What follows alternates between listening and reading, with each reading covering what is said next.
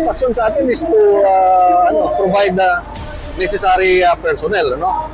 Especially like dito sa ongoing rally, kailangan may mga pulis tayo, and also para hindi ma-obstruct ang traffic. And siyempre, ang pinaka-importante dyan is yung public safety.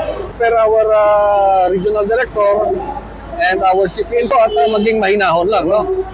Like for example, wag na magdala ng mga bata para, of course, para na rin sa safety ng mga bata, sa safety na rin ng pamilya nila. To exercise the highest restraint possible sa mga pulis natin, ibig sabihin maximum tolerance. Police News Network, alagad ng batas, tagapagtaguyod ng balitang pulis, sandigan ng mamamayan, patnubay ng katotohanan.